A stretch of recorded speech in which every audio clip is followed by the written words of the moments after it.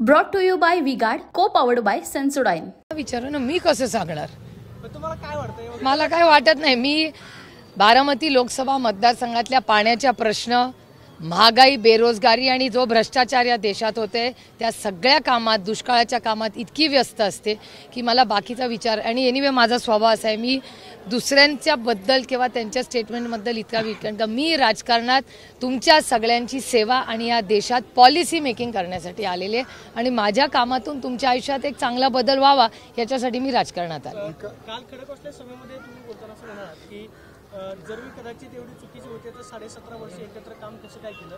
असं नाही म्हणले मी, असं नाही म्हणले मी, असं मी म्हणाले, प्लीज आय स्टँड करेक्टेड, मी असं नाही म्हणले, मी असं म्हणाले की 18 वर्ष आम्ही एकत्र काम केलं, घटस्फोट होऊन जेमतेम 17.5 वर्ष मोठा मोठा म्हणा, तर आज लोक टीका करताना माझ्यातले असे गुण सांगतात जे 17.5 वर्षात मला कधी माहिती पण नव्हते। त्यावरती दादा असं म्हणतात की 17 वर्षानंतर आता आमच्या डोक्यामध्ये प्रकाश पडला। तो त्यांना अधिकार आहे लोकशाहीमध्ये काही बोलायचं, ते त्यांचं मत आहे। विकास कामं मीच केलेले आहेत, खासदार म्हणून तुम्ही काय विकास कामं केलेले? पुन्हा सांगते, अतिशय प्रांजळपणे सांगते, मी केलेलं जे मराठीतलं पुस्तक आहे ते जर एकदा शांतपणे अर्ध्या तास कोणी जे आज टीका माझ्यावर सगळेच जे करतायत त्यांनी जर वाचलं ना, तर ते 7 तारखेला तुतारी वाजवणाऱ्या माणसालाच मतदान करतील।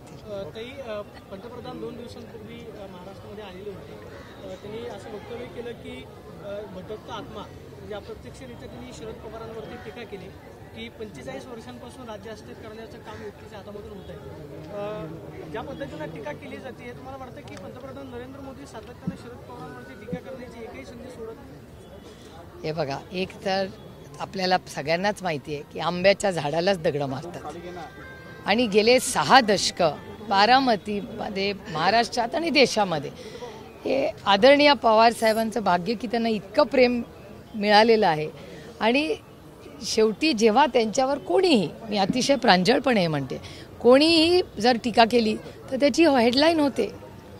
अमित शहा असं सातत्यानं सांगतात की नकली राष्ट्रवादी किंवा नकली शिवसेना, म्हणजे शरद पवारांना टार्गेट केल्याशिवाय त्यांचं ध्येय महाराष्ट्रातलं पूर्ण होणार नाही। तुमच्या प्रश्नाचंच माझं उत्तर आहे। राष्ट्रवादी छगन भुजबळ भाजपच्या वाटेवरती आहेत, या संदर्भात अजित पवारांना कुठली कल्पना नाहीये, महायुतीचं जागा वाटप अजूनही झालं नाही, कसं बघतं तुम्ही? कसं आहे, तुम्हीच सगळे म्हणतात की त्यांची एवढी यंत्रणा वगैरे, म्हणजे ते असं एक ओव्हर ऑइल्ड इंजिन आहे जे अतिशय उत्तम काम करत आहे। ते ओव्हर ऑइल्ड इंजिनचं काय चाललंय तुम्हीच बघताय, तुमच्याच चॅनलवर आम्हाला कळतंय सगळं। Brought to you bye V-Guard, को पॉवर्ड बाय सेन्सोडाइन।